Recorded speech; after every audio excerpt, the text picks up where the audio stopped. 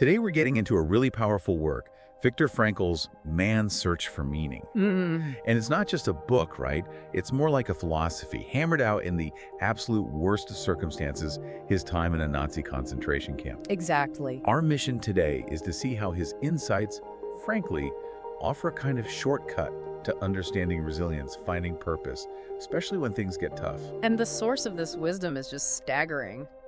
Frankl was a psychiatrist, but also a Holocaust survivor. He saw these truths unfold firsthand. In Auschwitz, other camps. Yeah, during World War II. I mean, think about it. Starvation, constant threat, torture, losing everyone. And from that, he drew these incredible insights about the human spirit. It's hard to even imagine. But okay, so out of that horror, he spots something.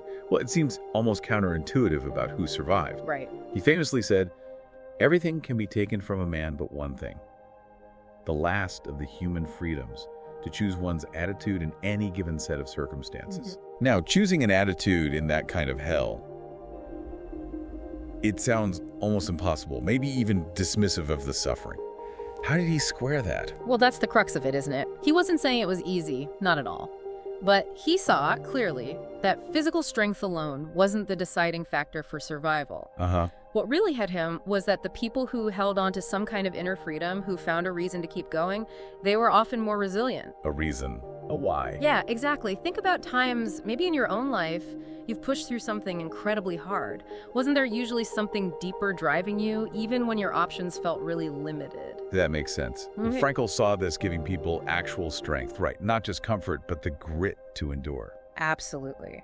He observed prisoners clinging to memories of loved ones or making plans like rewriting a lost manuscript after liberation. This small internal focus, this purpose. It was like a shield. It really was an astonishing shield against utter despair. And that led him to that powerful quote, "Those who have a why to live can bear almost any how." So this why, this power of purpose, that became the foundation for his whole approach to therapy. Logotherapy, yes.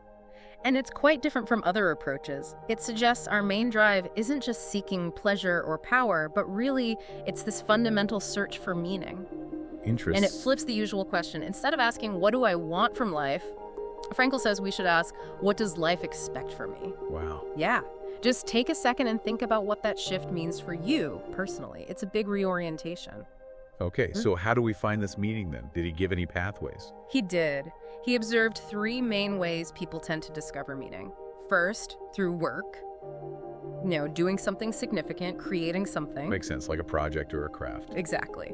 Second, through love, caring for someone, connecting deeply. Okay. And third, and this is maybe the toughest one, through suffering itself, finding a purpose within the pain.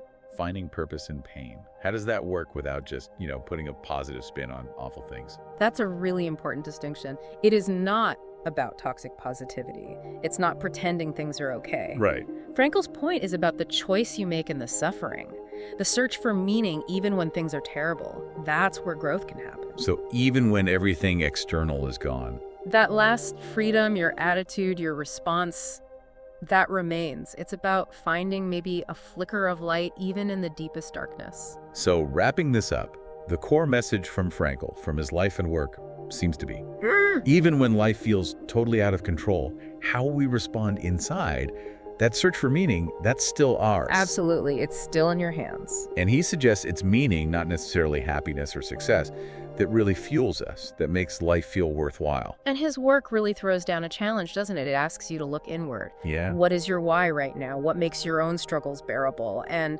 like Frankl would ask, what is life asking of you? Because maybe, in the end, that search itself, that relentless human quest for meaning, perhaps that's what it's all about.